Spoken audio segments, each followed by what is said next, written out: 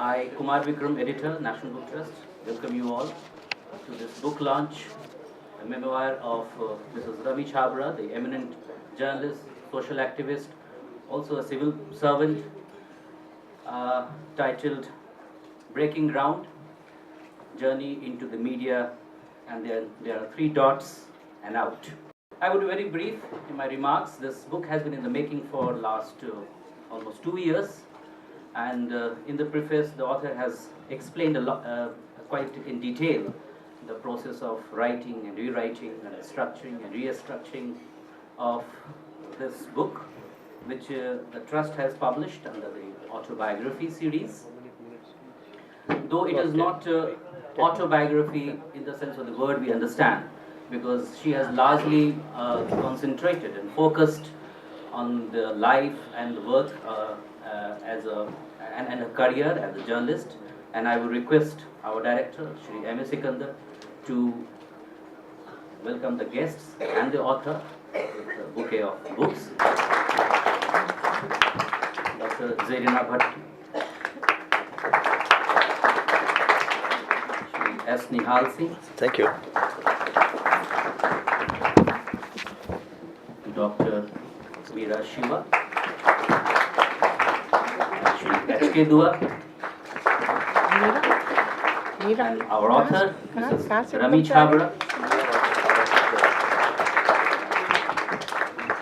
Yeah, I understand that a lot of effort has been gone into making up this book. I personally discussed with Madam Rami Chhabra and our editor Vikram, and I do hope that the book would be received well. Recently we have taken an initiative of distributing books through online sales, and many of our books important titles are available on online. And I welcome the distinguished panelists, Sri Nihal Singh ji, who has kindly consented to moderate the session, Justice Sachar Saab, Member of Parliament Sri Dua ji, and Dr. Meera Shiva, and Dr. Zarina Bhatt here, and congratulations to the author, ma'am, for this book, and I welcome everyone, and hopefully you will enjoy the evening.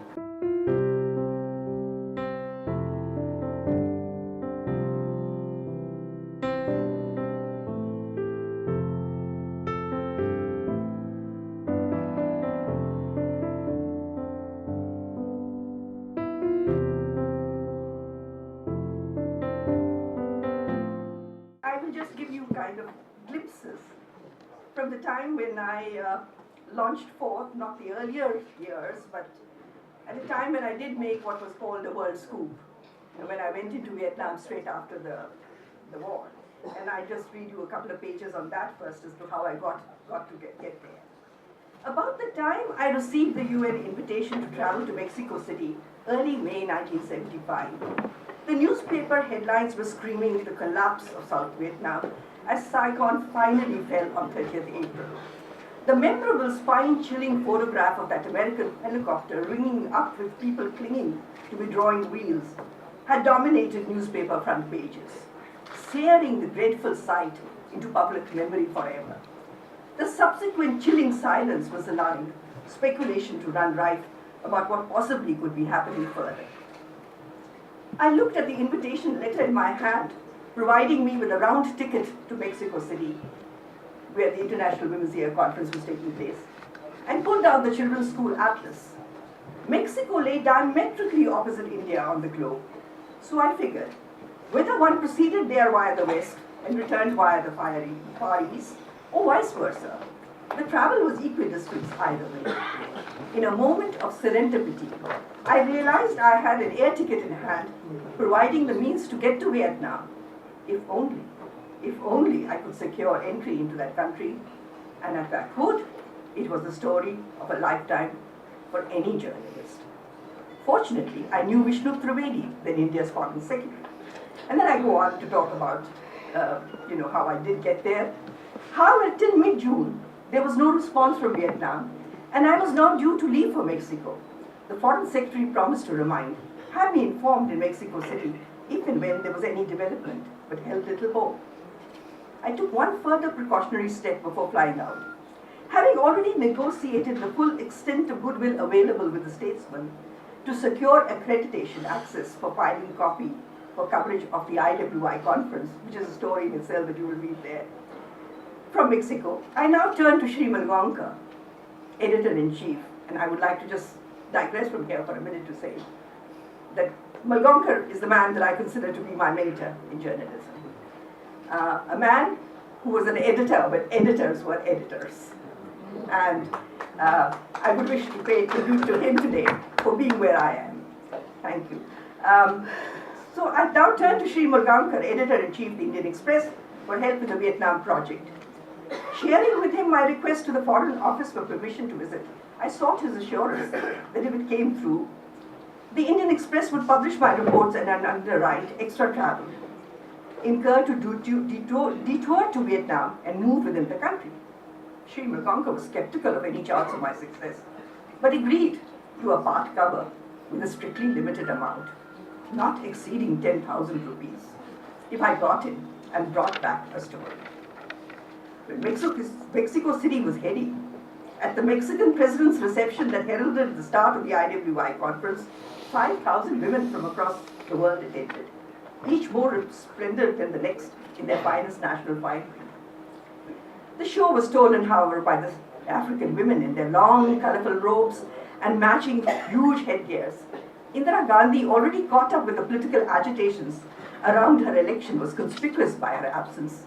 And the star of the opening event was another sari-clad South Asian Sri Lankan Prime Minister, Sri Vawa Bandanayaka, while a major splash was made by Valentina Tereshkova, the world's only woman cosmonaut, leading the USSR delegation. But a figure from India also stood out, Mother Teresa, in the simplicity of a white, blue-edged cotton sari. But early July 1975, the IWI conference, during the course of which the women of Vietnam received a standing ovation for their sterling role in the country's struggle, was coming to an end.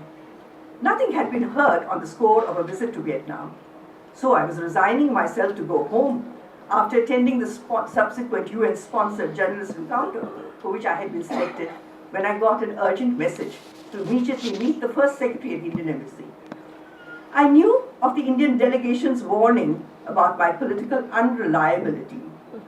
Although telecommunication lines had been cut for a few days after the emergency, had been restored, and I had resumed filing copy, the cautious cryptic undertones in the altogether too brief telephone conversations with my husband, and the many rumors floating wildly in Mexico City spoke of an India different from the one I had left.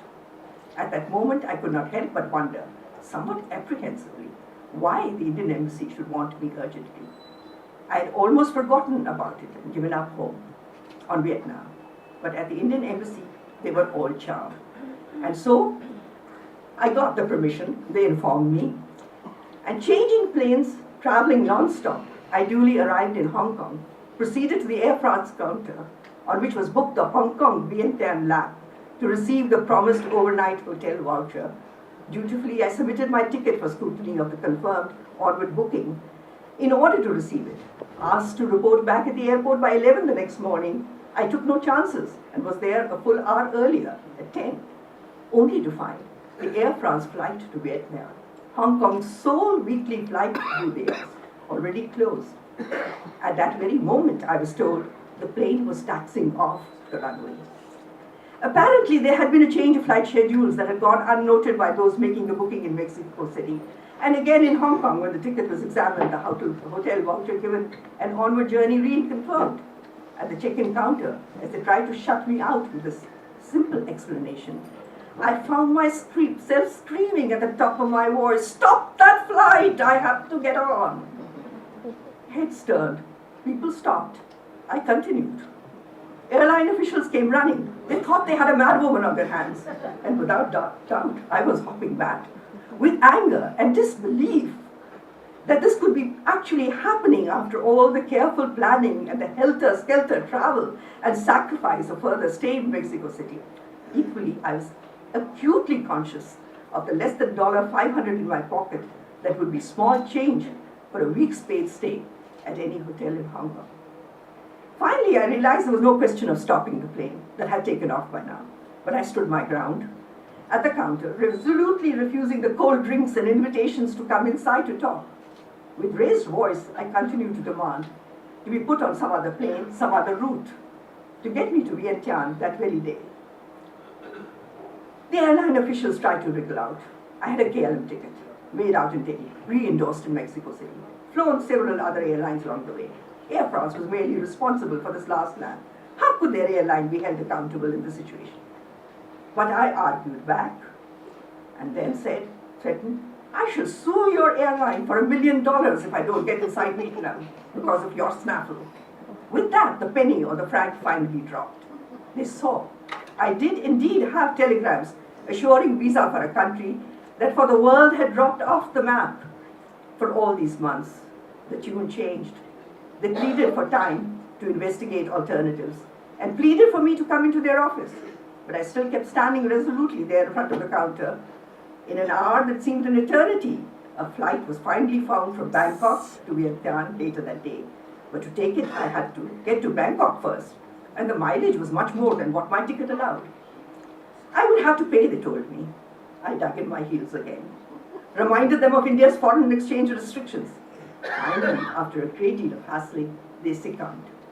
That afternoon, I was on the plane to Bangkok, another ticket for the Bangkok-Vientiane lap in my handbag, a telex to the Indian embassy in Laos, already sent to inform of the changed flight plan. At the airport in Laos, I was duly received by the embassy official, Mr. Chinmaya Garikan, our then ambassador in Laos and chairman of the International Supervisory and Control Commission in Vietnam, Laos and Cambodia, based in Vietnam, was personally exceedingly helpful. The visa for Hanoi was facilitated, although it still took 2 days. In the event, I arrived in Hanoi, not on the scheduled 9th July, but 11th July, with permission extended for the same. Communist countries in those days did not allow you to come in if you didn't come in on the exact date and the flight that you'd been booked on. It was exactly 10 weeks since the full liberation in South Vietnam, but very few outsiders had yet been allowed to travel even to or from Hanoi, the capital in the north. Even the Russian air float Illusion flight that had earlier operated bi-weekly between Vientiane and Hanoi was not operating any longer. I was provided a seat in a Laotian twin-engine Dakota that was principally a cargo carrier service. It had half a dozen passengers. All the other various embassy staffers carried courier bags. Finally, I was on my way to Vietnam. And that became a world scoop. The world press did pick it up. I could go on, as you know. That's how I've gone on, and you've got 500 pages there to read. But I think I've gone way beyond my time. You're waiting to hear the panelists here. So I will just read one final paragraph and be done with it. And that's from almost the penultimate page of the book. Corruption comes in many forms. Today, as the recognition mounts on how it envelops our society and jeopardizes progress, it is finally touching a raw nerve in many. Perhaps this new search for a new social contract will also trigger a still wider understanding and introspection for individual internal probity, which after all is the starting point from which alone politics and the outer environment governing our lives can become clean. A relook at the sophistries of the private and the public, the dichotomy of false distinctions and artifices in what should be a seamless, clean existence is badly needed. In this search, the HIV/AIDS, prostitution, sexuality, harm minimized strategies, and the like will have to be figured out. During these years, as many friends advised me in my best interest to move on, I said to them, and repeat so now, at the end of the day, it is with you, your old self alone, that you come to rest. You and that small but insistent voice inside you that will not be stilled in the stillness of night, but rises stronger even than the ocean roar of the powerful outside. The positions taken by me in these last many years may have irrevocably deprived me of that public voice I once did enjoy. That is a personal loss, no doubt. I would be a hypocrite to say otherwise. Yet through all this travail across the years, the inner voice has remained secure and soothing, and the calm of that inner coherence has been more than enough to have and to hold in this development world. Thank you. Which is brought out and to which I believe, I hope more people to get, is about the sex workers. We are so fond of talking of human rights that we think human right will accept anything. Human right will certainly accept the thing not to trouble somebody. But have you ever understood that when you call somebody sex worker, you are attacking the very existence of the human right and the existence of the dignity of that person? Are we to be a society where instead of the human right of the victim, you say the human right is to do this kind of a thing? And that was a very brave thing for her to do, because there was money, there was flowing hundreds, lakhs of money flowing in the country. The right gone into the right to the highest in the government scheme, the funding. She who had worked in the population control, and she probably would have been asked by Rajiv personally to come and help her, found herself a stranger, an outsider. And frankly, seeing such a large gathering, I was for a minute wondering that I was unconsciously probably thinking, the audience may not be very much because she hasn't stopped her hitting out.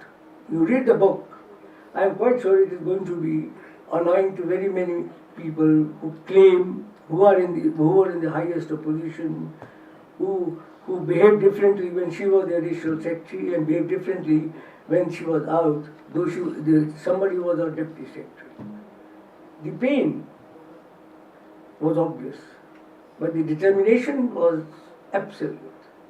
She hasn't given it up, and I telephoned her. I happened to read the book earlier. I didn't want to be unfair to her, just to say, well, I wrote something. She's finished on 3 lines, which I would want to read. This was when, you see, on the sex workers' money that was coming. Bill Gates was one of the persons. Bill Gates until he said, I'm not going to finance it anymore. He had given money, etc. The reports had appeared that there was a big fraud played in this money. There was a lot of embezzlement which had taken place. Official inquiries had been held right up to the government level. She had met the secretary and the other person to talk to them. She couldn't she couldn't even see them. And a very touching, small little thing, that when she had a deputy secretary when she was the additional secretary. After she went out and she wanted to talk about it, the lady who used to receive her at the railway station refused to even take the phone. Probably that's an inherent thing of us all. We are so officially minded that somebody, another secretary in the official, will go and salute. Somebody in the power will all go around it and say, oh, what a pleasant sight to see. And the moment the person is out, you just don't bother. Is there probably self-flattery, demeanness, lack of pride, or something I don't know? For one thing that I noticed after reading it, that it showed and it demonstrates the guts of women who were working at that time and trying to somehow find a space for themselves in this very male-dominated society. And one of those gutsy women has been Rami Chhabra. I take my hat off to you, Rami. Because many people, of course, somehow, not only young people are here, but those young people would not realize what was the ground like when we enter and try to find a space for ourselves in this society. They would not have any idea what was happening, and I often say, pathrili zameen ko humne hamwar kar diya, to some extent only. And I think Rami was one of those who participated in hamwar karo do zameen. Fortunately, we had some role models at that time, such as Sarojini Naidu, Asif Ali, and the likes, who were taking part in the independence movement. And so we did have some of those, but of course those were different times, and their task was also different. Once the constitution was made, we all felt very happy. Particularly we women thought we got everything on the platter. And as a result, you see, We felt good, everybody felt good that there was one of the most modern constitutions that we have had. And we are also very encouraged now to try to make a place for ourselves and participate in the development process of our new nation. But when we came out of our homes and tried to establish ourselves, we found that the mindsets have not changed. Just with a stroke of a pen, one could write a constitution, but it takes much, much longer to change the mindsets. And therefore, we immediately realized that we will have a long way to go and a long struggle was ahead of us. But I must say that Indian women have grit, and they were not at all discouraged by this idea of a long struggle before us, and managed still to make a place for ourselves in Indian society. See, when we were growing up, all we thought was, some of us wanted to be little more than just a housewife or a mother. And I think that probably journalism was the most difficult area to break into. And those women like Rami and others who managed to break into that profession, I think was very, very brave. Now, this volume is supposed to be an autobiography, but it certainly is an autobiography with a great deal of difference. Because here the author is not only talking about herself or her own life, which she does to some extent, but she's talking about the life around her, what was happening in societies at that time.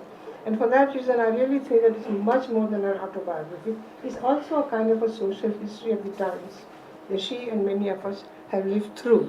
And this is where it makes a very good contribution and a very good volume to keep on our bookshelves.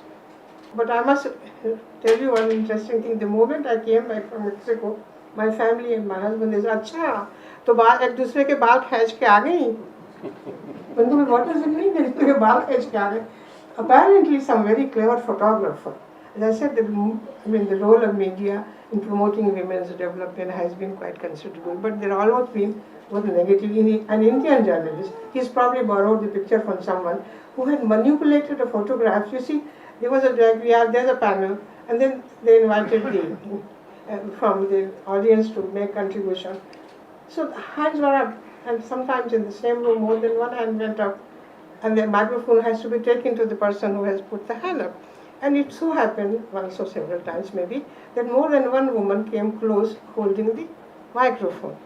So instead of showing, and you say, so you're close by, he manipulated the picture in such a way that really it looked like we were pulling each other's hand. That was the image at that time that they were being promoted, even in India.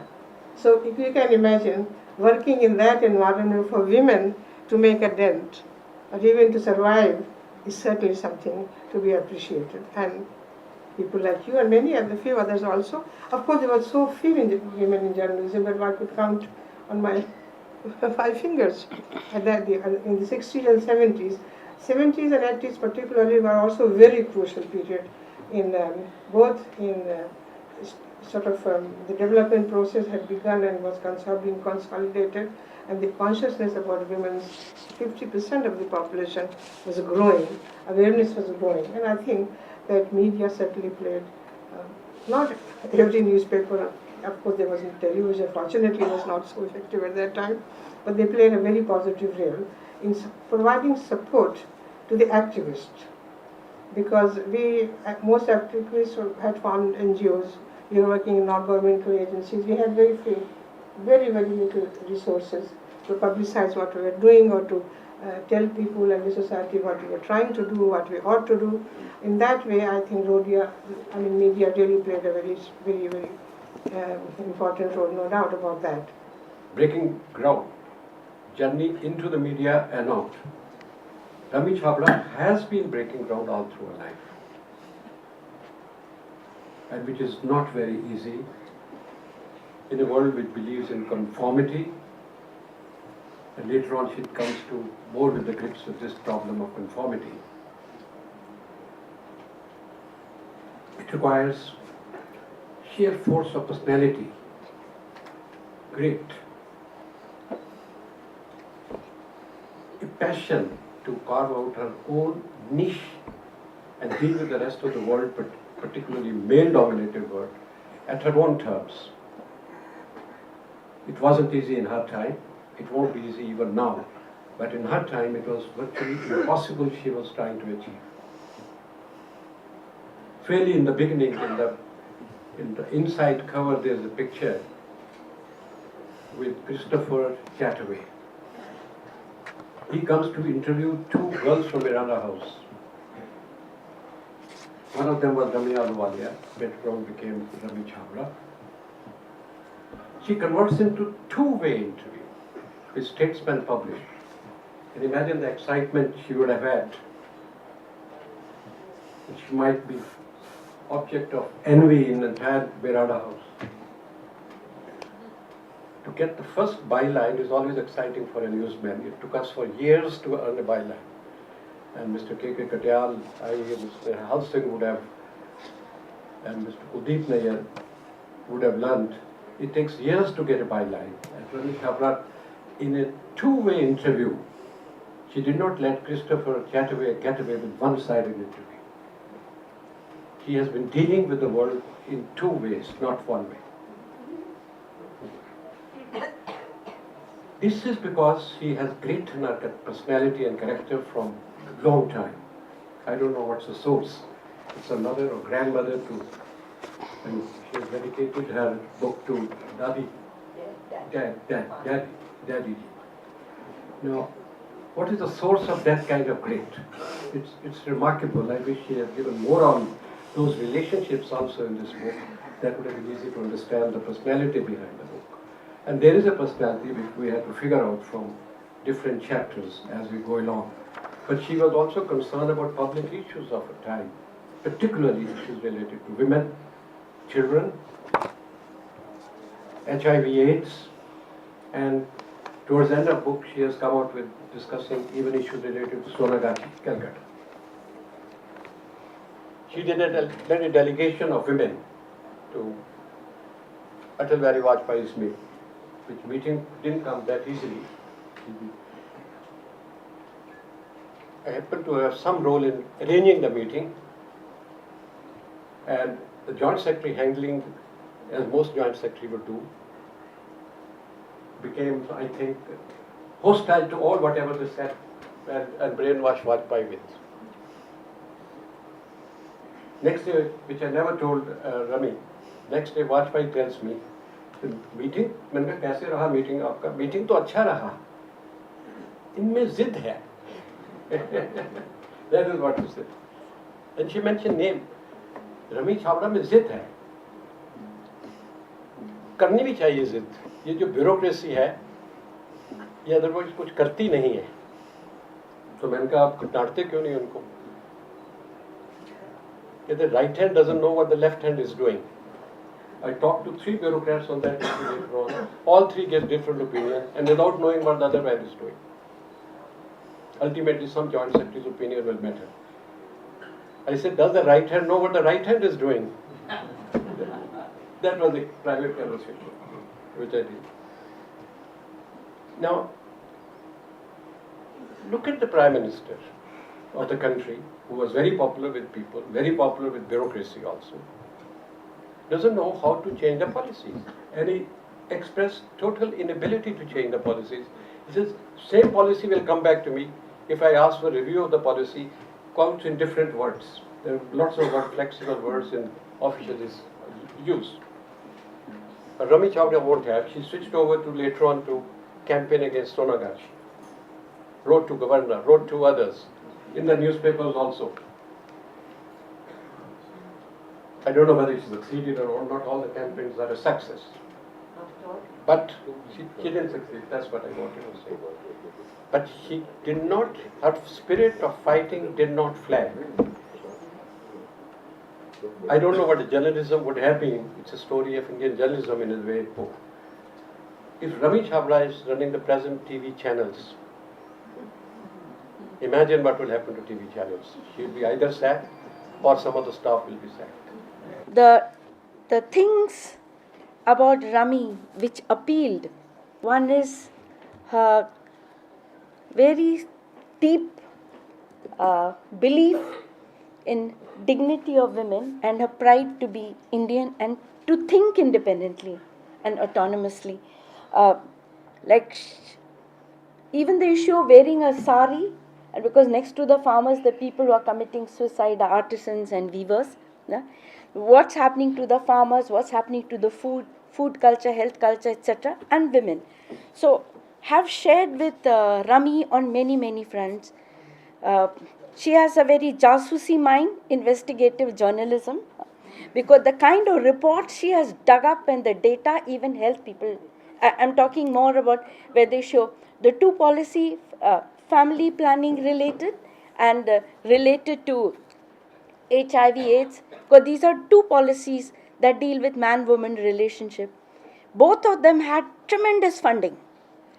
And had there been enough gender sensitization right from the beginning, this component about treating your partner with dignity, not inflicting needless pregnancy and then expecting her to use her right of repeated abortions, and all the family planning methods being all women centric. So there were many things when there's supposed to be family planning. In the family there's a partner, there's a husband in the picture, but nowhere you hear much about that. So this question of gender bias in policy making, this was a concern that we shared, and actually there are some of our friends here, and that in family planning, it's not woman, you don't look at a woman as womb and tubes.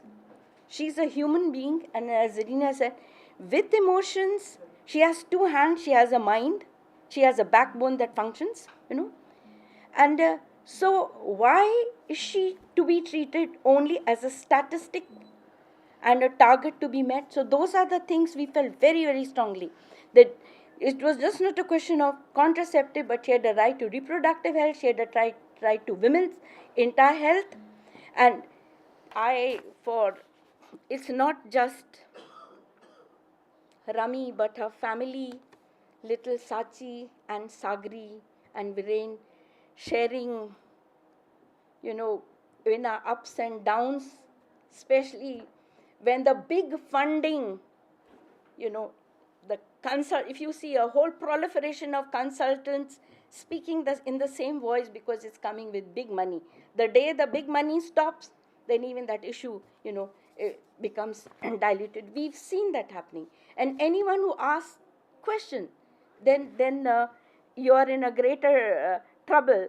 And how to take on some of that flack with dignity, not to give up, one has to learn from Rami, to come out with a book like this with references and with photos, and that means she must have eaten a lot of badam or machli when she was young, to remember those details which, many of us don't. And also taking on, people against all odds, knowing fully well that she didn't have a horde of people, who were willing to take on, because these were the two policies that were the most heavily funded policies, where you had, when you have in like pharmaceuticals, we say pharma industry is the medical industrial complex. So the medical people say what the pharma people want to say. So in this also, like, yes. So I wish Rami well, and I hope women's health issues with dignity become a reality while we are still alive. And it is, and as was said, that it is not seen as an issue only to be handled by women, because if relationships are trivialized and dehumanization of society takes place, the care for the elderly, the care for the disabled, the care of the people who are vulnerable, then it is going to be, worse with time. And they say, with dignity, the human values of caring and compassion are much more important than technological fixes where somebody makes profits. And that is what I would like to conclude with, having shared those decades with her, And again, not as a prude, not as the thing, but as, because demanding that women be seen in their full societal context in their own right, not just as preventers of an infection and preventers of pregnancy. Thank you. I would like to say that I have, of course, known Rami for more decades than either of us dare remember. But two qualities have always struck me about her, which have been mentioned in passing here earlier in the evening. One is her determination and persistence. And these are qualities which generally seem to be rather un-Indian, because I think we as a people tend to give in too easily instead of fighting for our cause, which of course is the easier option.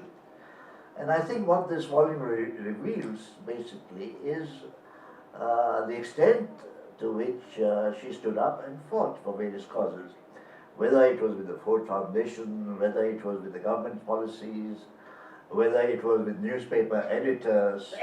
Well, I was not an editor then. I think that demonstrates the great quality of Rami Chhabra, and I think it's a testimonial to her qualities that she has been able to produce such a comprehensive volume relating not only her own experiences and in passing her own life to a certain extent, but also the fact that these are very, very seminal issues for India and for the world. And to dismiss them as feminist issues or somebody has having a bee in his or her bonnet is, I think, the easy way out. And I think if this volume helps the readers and people in general in India to recognize that women's issues are very serious issues and deserve to be taken seriously, whatever the field, whether it's AIDS or whether it is tuberculosis or malaria or it is the women's problems, that we have to take them at face value. But of course, as you have been seeing, and we are all seeing from day to day, the Indian patriarchal system is very alive. We see it in politics in India all the time. And it will take a revolution. We've never had a real revolution in terms of a social revolution. We've had a political revolution. And the tragedy is that the social revolution has still to come, because it can only come when we recognize that, in Mao's famous terms or words, that women hold up half the sky. But of course, the problem always is in implementing such slogans. And we know how poorly they are implemented, not only in India but around the world. But I think we seem to be rather special in how we neglect our women folk. Yes. And this book is a testimonial that we should change our minds.